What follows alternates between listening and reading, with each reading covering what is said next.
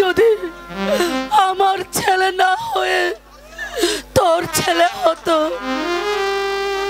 তুই পারতি এইভাবে কথা বলতে, অন্ধ ছেলের মনে আঘাত দিতে। মা গো বাবা,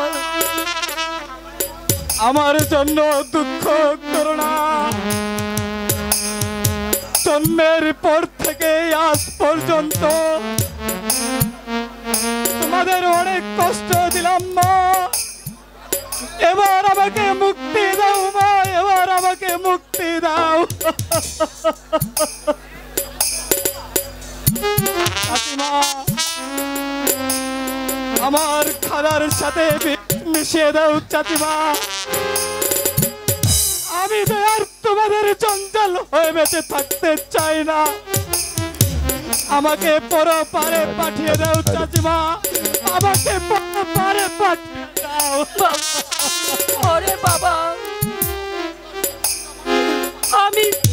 আমি তোর মা হয়ে তোর মৃত্যুর কামনা করতে পারি না।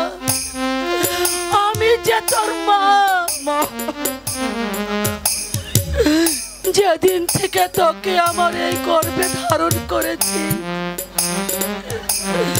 জন্মের পর থেকে তোর লাঞ্ছনা গঞ্জনা কত সহ্য করেছি। তুই একা একা জঞ্জাল নয় বাবা,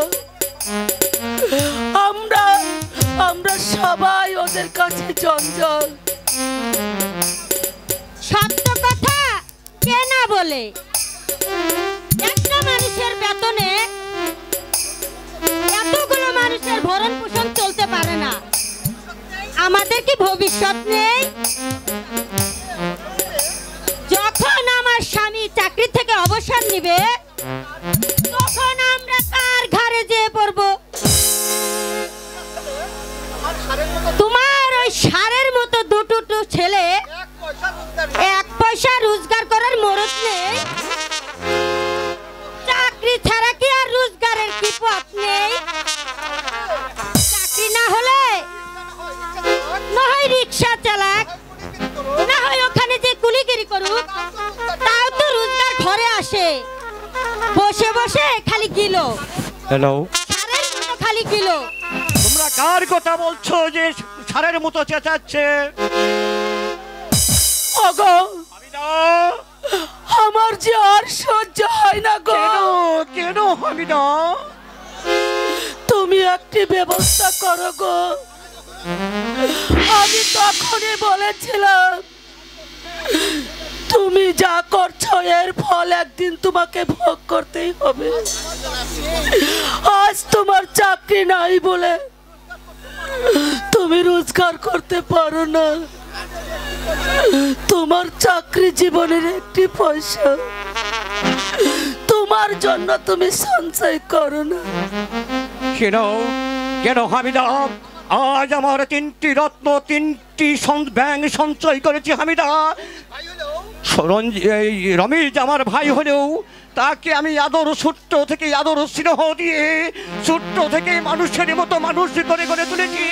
তাকে আমি আপন সন্তানের মতো মানুষ করেছি হামিদা। হামিদা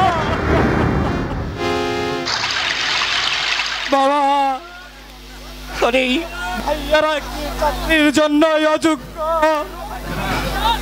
কেন ভাইয়ারা চাকরি পাচ্ছে না? দেশে কি কর্মস্থান খালি নেই?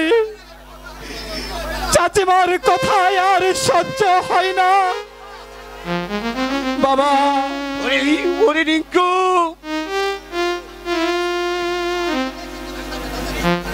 শুনেছি তুমি স্বাধীনতার যুদ্ধে মুক্তিযোদ্ধা ছিলে, কত শত্রু সৈনিককে হত্যা করেছ।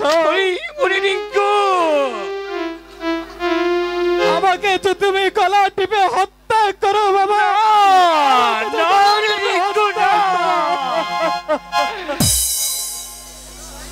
খুদা খুদা গো, এ কি করলে তুমি? খুদা বঙ্গবন্ধুটাকে আমি 1971 সালে মুক্তিযুদ্ধ করে এই দেশ স্বাধীন করেছিলাম।